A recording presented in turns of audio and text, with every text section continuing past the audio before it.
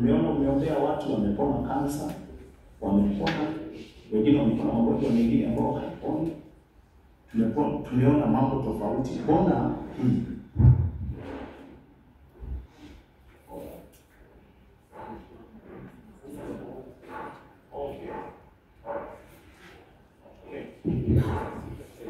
ziko tena. Okay. Wakuuliza bona haukupea reti. Nikasema kifo wakati mwingine huwa kinadhifisha sana. Kwa sababu tuliomba na beti na dada wetu Shirima alikuwa mahali pale. Tukaomba sana mpaka tukalia mahali pale. Nilikaa na yeye pale kwa kitanda ya hospitali like 1 hour na tukaondoka. Na hatukuonana tena. I think 4-5 days and she's gone. Nikajiuliza, what happened? Nikakumbuka kuna wakati niliitwa. I don't remember nilipeleka Saudi Sea. Kwenda kuombea mama. Mama alikuwa mgonjwa, alikuwa inakoma. Alikuwa na over 80 years. Amewekwa kwa kanyumba hapo na sasa nurse alikuwa amepewa kazi ya kuwa anamwangalia. So wakati nilienda pale, I felt in my spirit. Sasa unaona ile ni over 80 na beti ni 40 kama 39. Sasa na beti ni msichana mdogo. So yule hapo over 80. Hapo inakoma, haongei, ka stroke kamemgonga pia hapo. So wakati nilienda nikakuta hapo na watu wako na miaka kama mimi. Hapo na wengine walikuwa na miaka mingi kuliko mimi. Na wote dada alimke watoto wake walikuwa wamekaa hapo niwaita watoto. Azuiwe mehau na atumia mehau shishana shiki. Na mimi bila mtu niyoshiramu. Na nikasema tafadhali mimi naona mami anateseka huko. Kwa sababu anafikisha ile miaka ya Mungu anasema nini? 75 I think. Na kama mtu ako na nguvu 80. Nikasema mami anateseka. Si tufugue. Tuombe tuseme mami asiteseke na ushuru. Na hiyo tukiigulia milia nyumbani. Na ndio nakiona mwalimu ya kula enema. Our mom has suffered for a long time. Tungetaka asipate pain tena. Na tukaomba. Kama mwana ni tuakerelia mtu mmoja. Tokulia kilikite na mmoja. Na kuna chakula nataka kusema. Tukakunywa chai hapo. Tukakunywa chai sasa kwa karibu kutoka mmoja wa hiyo nyumba. Mama akasema, "Muhujia, onokomoni tuakerelia mama hili. No tuendea kikuali atigia ubakaulu. No ni tualewa ile moyo wako kurekerelia. Mungu. Mimi sikushika hiyo. Na akasema tushikane mikono tena, akachukua kwa ile fulani. Situombe tena. Na mimi kwa sababu niko hapo na mimi nilialikwa, wakashikana. Tukashikana hapo, wakaomba kila mmoja. Mimi sikuomba bana yangu ile nilikuwa nimeomba. Now after 2 weeks, mami akaamka kutoka koma. After 1 month, akajikuadia. Like 2 months, wakaniambia, "Murutia, tukana Thanksgiving, kuja." Wenoni. Mwingine siku nikamwambia, naona hizo dates. Hizo dates mmeweka Thanksgiving zimeshikana na ndugu yangu na mambo yangu sikuenda. Gaugia tena ndio dale kile nimwambia aje na niliacha nimemwashiria mbele hakwenda. If you are not mature in the kingdom of God, you can be confused forever. Huyo nimeashiria mtu nimeacha hapo kwa machina kwa hapo hakwenda. Lakini huyu ambaye tunasema msichana mdogo mpaka tunalia machozi, 4 days later gone. If you are not mature in the kingdom of God, you can be confused forever. Utaona kama Mungu hana njia. Kwa hivyo mimi niko hapa tu kuwaongelesha na kuambia ya kwamba tufungue mioyo yetu tukajue mapenzi ya Mungu. Kwa sababu wakati mwingine it may not go the way we want. Kuna uwezekano isiende njia wewe unataka. Kuna uwezekano mambo isiende ile njia mimi ninataka kama mchungaji. Lakini ile njia Mungu anataka. Na vizuri ni kujua kile kiko katika moyo wa Mungu na mawazo ya Mungu. Haleluya. Amen. Mungu aweze kuwabariki. Amen. Siwezi nikakosa kusoma scripture moja. Na hii scripture iweze kutusaidia nyakati kama hizi ambazo najua waimbaji wengi wako mahali hapo kama vile tumenena mahali tulikuwa. Wengine wameshawahi shikwa na depression, wameshawahi shikwa na stress, wameshawahi pitia katika mambo mazito, lakini msichana wangu pale ameshapitia katika mambo mazito. Alafu watu wasio wa kuongea sana. Ati huyu aliolewa mara mbili. Let me tell you something. Wewe shukuru Mungu kwa Mungu wetu na Bwana. But you don't have a guarantee ndio utamaliza na yeye kwa maisha.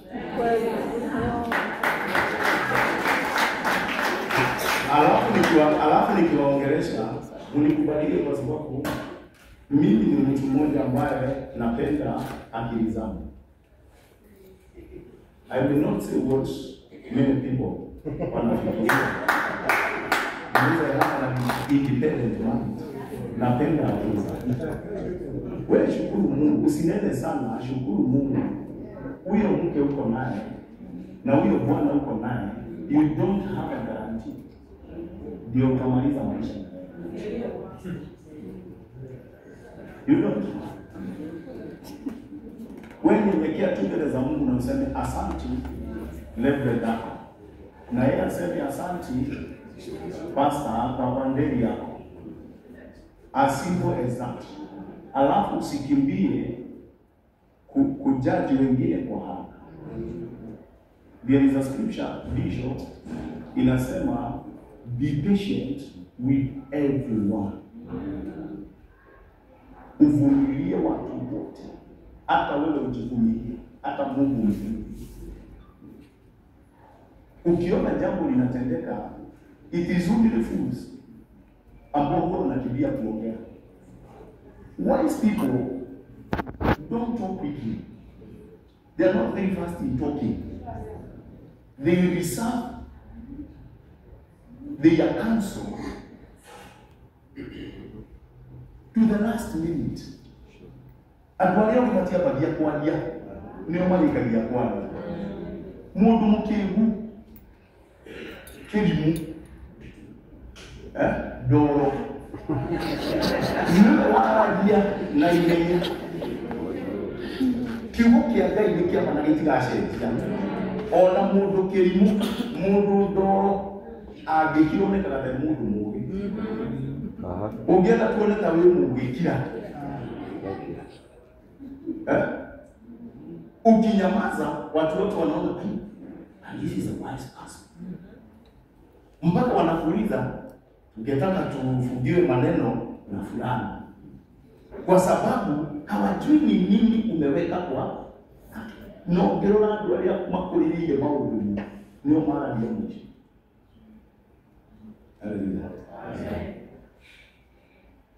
Na rena umoja na maudhu. Ni maruma umu. Not insults. Not insults. Curses. Ayubu wakati alipitia kwa mambo mazito, alisema ya kwamba mtu leo kile akira muthe akiruta ndumiri ati muthe ni aciarirwo mwana wa Kai wake kurotura. Huyo wakati Ayubu ako kwa shida, kwa matatizo, akashindwa alizaliwa kwa nini. Alafu akakumbuka nani alitereka. Nani alitereka maneno akikulizaliwa kumezaliwa kijana. Akasema huyo alikuwa wa kwanza. Yule ambaye anasema nini? Ya kwanza. Asema ya kwamba koshio wake ukolo itaboku. utule kwa gari la watu taingia.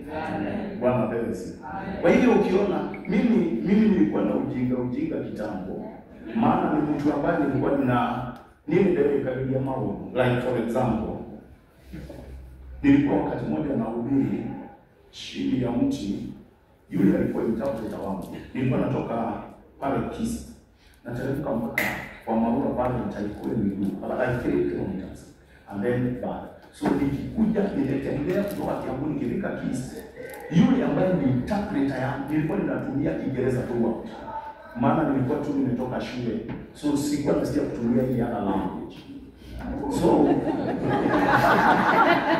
So mimi nimeona Simon aliitwa Simon amekuja na baiskeli, akakuja wakapitana na gari Kisi, akabebwa na Nissan.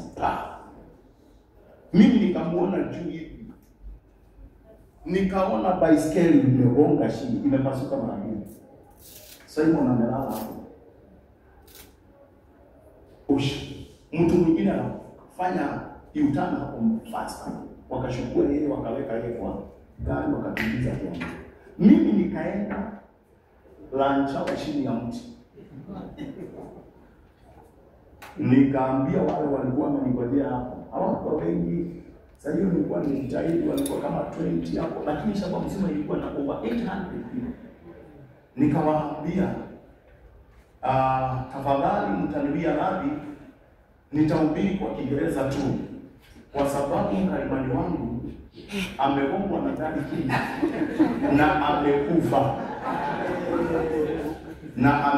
Anaitwa Simon. I'll never forget. Simon amekufa. Hata hawakusikia anything. Hata mimi tulianza kulia. Dakika chache shamba mzima. Pastor Yetutangaza. Simon yule. Kumbe manager alikuwa amepigwa general manager, aliitwa Mr. Boro. Ananichukua gari, akakimbia Kiambu kumwangalia. Na mimi lancha tumemaliza, nimeenda nyumbani kupumzika, nikituliza moyo. Simon hayuko.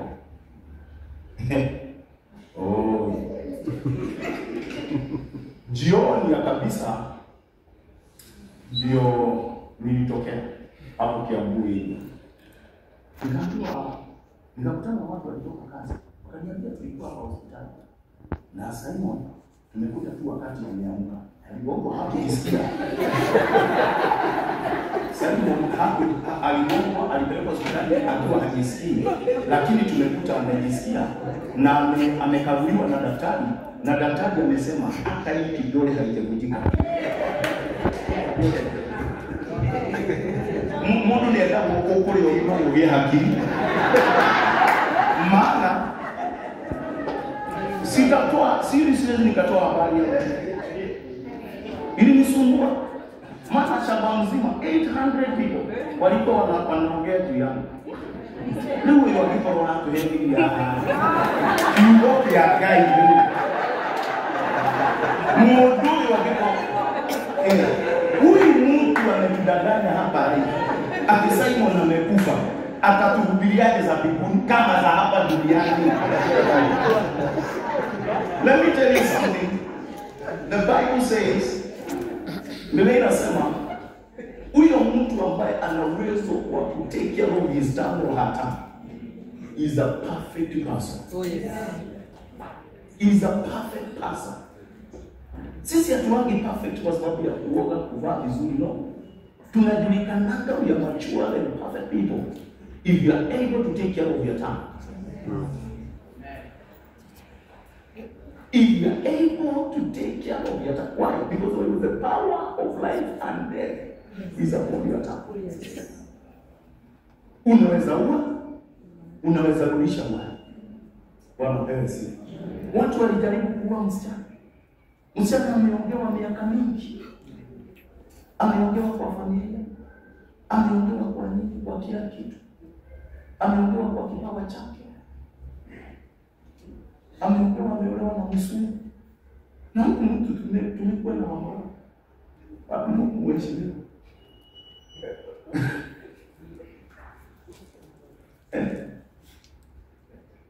security leader amesema huyu unajua mama yake, huyu si mzungu. Mama yake anakaa hivyo. All kinds of stories. But tutajua even our nation imemature when people will take care of their sons. Oh yes. If you don't take care of your what?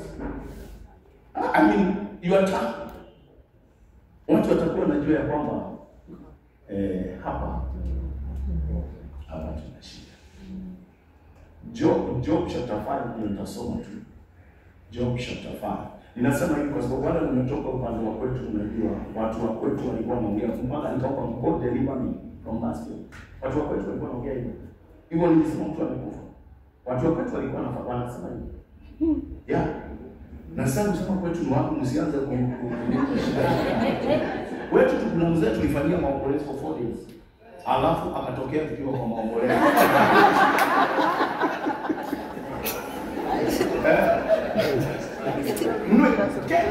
Unajua tunaweza tukawa tunasheka, lakini ukute kuna watu ambao area ya kwao wako hivi. Kwetu kuna mtu ambaye nini bela you call it the bela ilikuwa imeshikwa, imetengenezwa, jeneza imetumwa Mombasa ikuje naye, na yeye akiwa Mombasa msichana akasikia ni kama anataka kukuja nyumbani. Walipitana na jeneza barabarani. Wakati alitokea hivi, alitokea siku yake hiyo ya mazishi. Wamama walitoroka, watoto walitoroka. Gano no ugiti, no ugiti. Ni hawa ugiti yoka iwane ya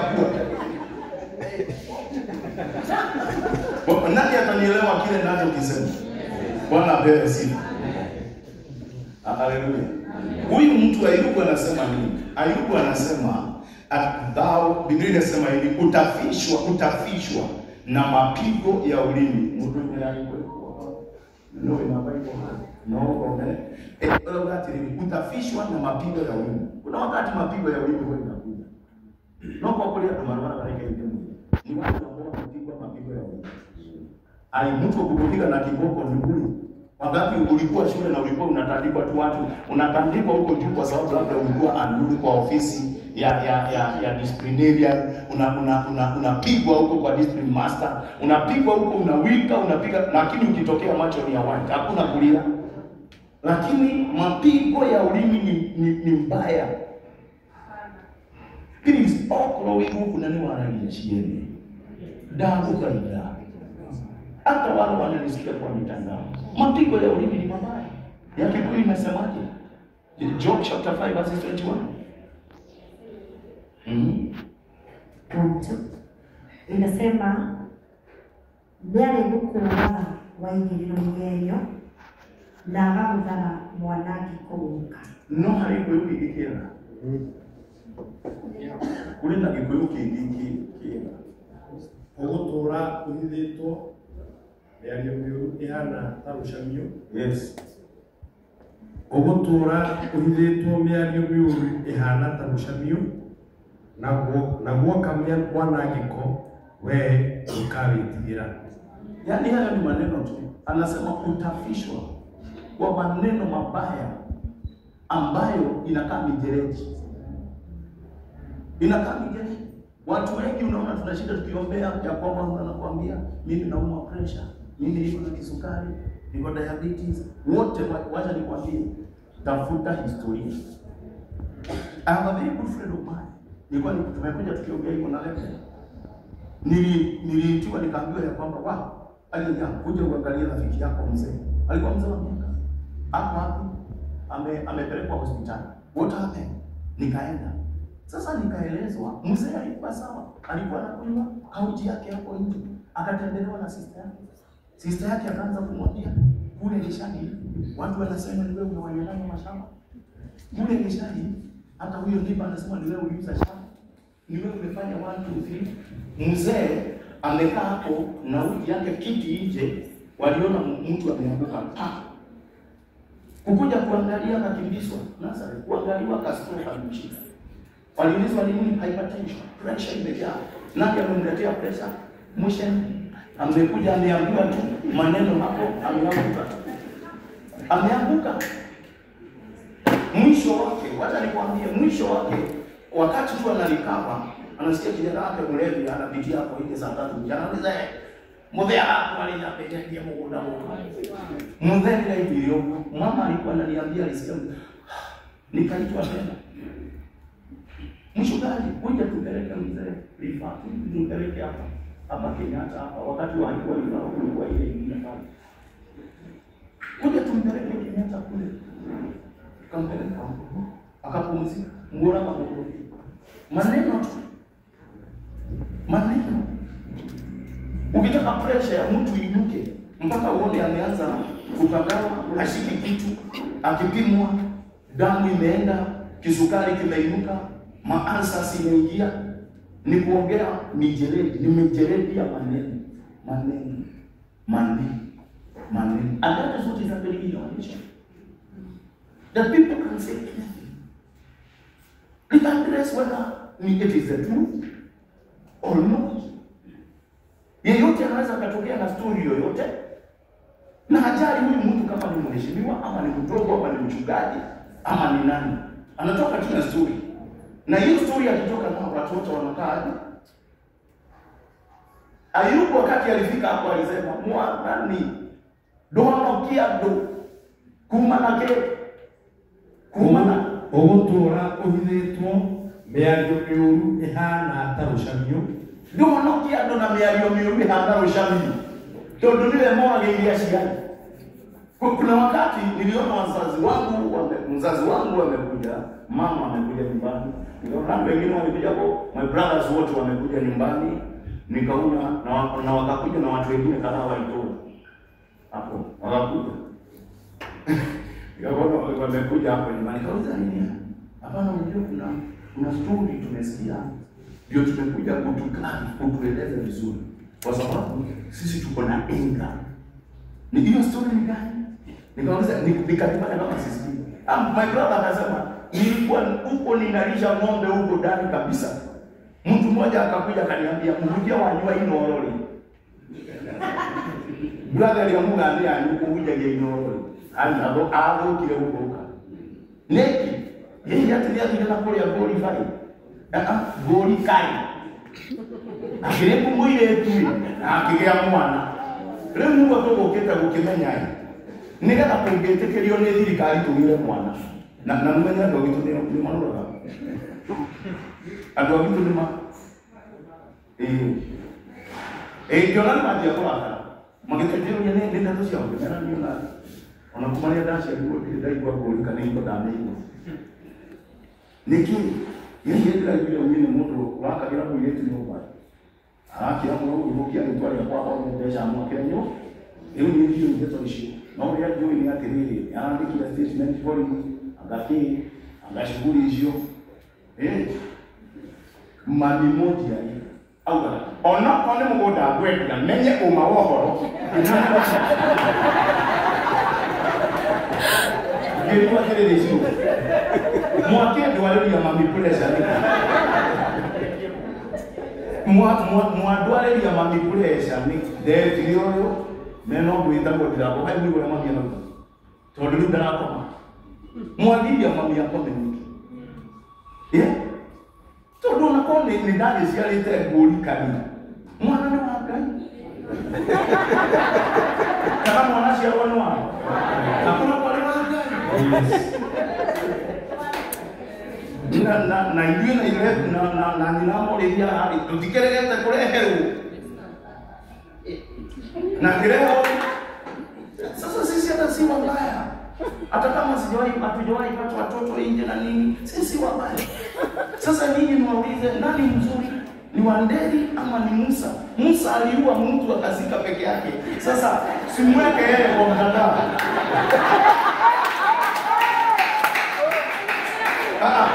I'm just reasoning now. Oh, sorry. I'm just reasoning now. I'm reasoning now. Oh, yes. Kama kuna mtu anapaswa wale kwa mtandao, ni nani? Ni Musa. Aliua mtu peke yake akazika. Kama kuna mtu anapaswa awe kwa mtandao ni Hosea. Hosea aliambiwa hii enda kwa ile kilabu iko pale. Huyo mwanamke anauza kahaba oa yeye. Mwana tukule. Amen. Na mahura. Oh yes. Marore mi. Oh yes. Zatu cia nini. Cia twaliaganu. Bwana apewe sifa. Sasa msichana watu wamepumzika na bado kuna watu wanamfikia. Sasa unafikia yeye nini? Na mahali yako yeye amepumzika. Unashughulika nini? Haukuambiwa ule mtoto, hakuna mtu amekwambia ule ndani, hakuna mtu amekwambia kaya amekosa skuli, hakuna mtu amekwambia, unamuuliza nini? Sasa mama watu wa bishop kama ni pastor kabisa wa Bet Bar. Alikuwa na watoto wangapi? Ndio. Jitito kwa ulia kana mtashi asia mwingine. Saidia baba. Nikuuliza mimi nauliza swali. Nimeitwa kuhubiri ama kuhesabu watoto wa washirika? Bwana apewe sifa. Ngai aromurathimu. Ngai amwekele. Nilitaka kuwaweka wazi lakini kuonyesha kwamba ni vizuri wakati wa huzuni na wakati kama huu kunyamaza. Until the end of the matter. And when we come to the end of the matter, you will be given all the freedom to comment anything. You will have all the freedom to say anything that you want. But before the matter comes to an end, kitu chochote mnaongea, it can display your emptiness, it can display your foolishness, it can display your immaturity. It is good to wait until the end of the matter.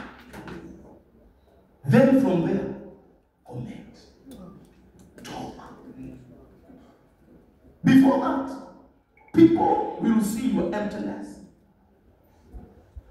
immaturity, or foolishness, and such like things. You'll be considered a wise woman, a wise man, if you keep quiet to the end, up to the end of the matter. Then kutoka hapo. Bwana apewe sifa. Mungu awabariki. Ainika ya muhimu. Bwana apewe sifa. Waibadi wote Mungu awafishe. Dunia iko na watu wabaya, Mungu awafishe. Wafanya biashara wote Mungu awafishe na afishe watoto wenu. Nimewaambia mamangu againuka nini? Pressure. Kwa sababu ya nini? Kijana wake anakuja tu akilia. Hebu tuimite. Mwaka ibwana. Iko kinyenge. Pressure.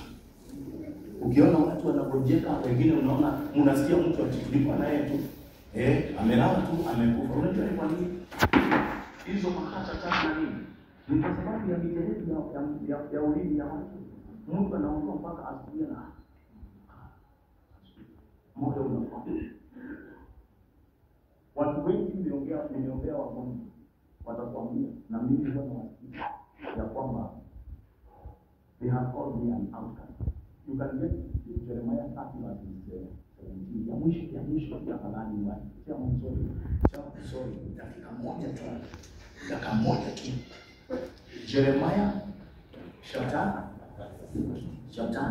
30:19. I will restore your health and heal your wounds, because they have called you an outcast. Why people are sick, why they are wounded, is cemetery. Ndio ndenga gucokeria hinya waku na kuhonie matigia maku.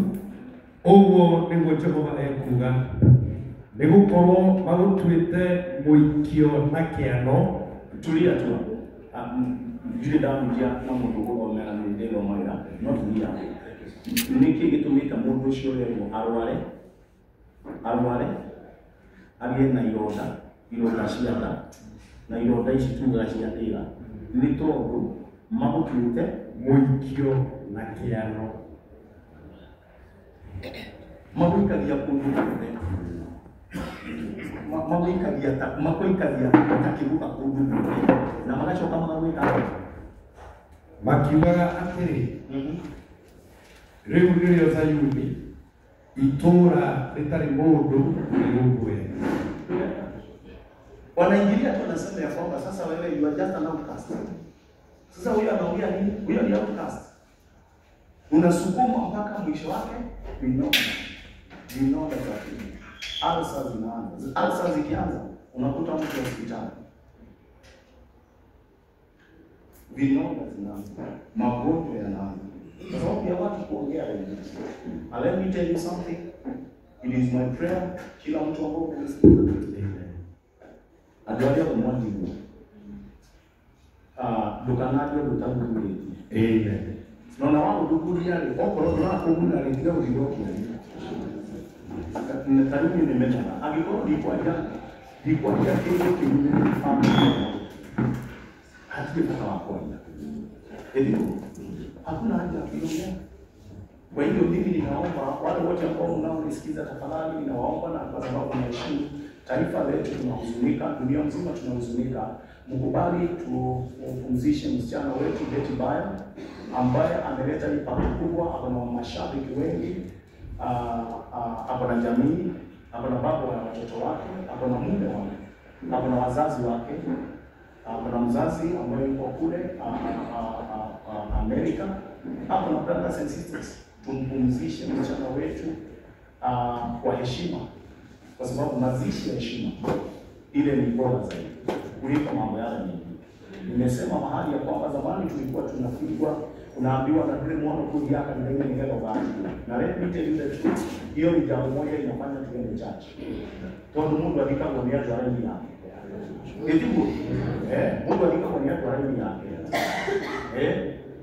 Bishop Prima alikuwa na Mungu shoni kwa tulikana ni yada. Na lekea kule. Matiko Mungu atoe maji. Nikiona Mungu kuiuletea hivi na matijino haya makahulo kwa ugu ona mbiro haya ona Mungu nitoto wake haki ya Mungu wao na hivi tukahunuka tulibutu gati hapo ndani leo matiko Mungu tu ati nitoto Mungu shuhudia boneni ngala ni kwa hiyo Mungu ukagwa dimu wanapo Mungu libagereka agediye ya kiwake na bado ngira matiko yeye ni gaye before forte issue ya bihi matiko hii Mungu alikakodia dwarani yake. Nitanidia kanisa wape nikana nikoela. Tolukwe matiko mafuta na ndrambo bomi ndio. Nili kwenda kwa ndiko tafuta. Gwenda nduma mena itiyo na nduma na magao ni maikare hau. Uliwadi matiko ma akolino. Wajane ayinde nani. Ubora ni hivi. Ya kulimu. No, I'm just using what? Just using it. Hiyo tu akili. Angalia. Maandiko mangishima. Onogeli maandiko mamuno kiwe ngani ala kwa mungu. Wewe mwenyewe leo hivi. Kwa mwenyewe. Neko. Tunaona kila kumaka ndio wao. Na ngai ya Bwana mugenda nayo amani ya Bwana ikawe juu yenu. Mungu awabariki.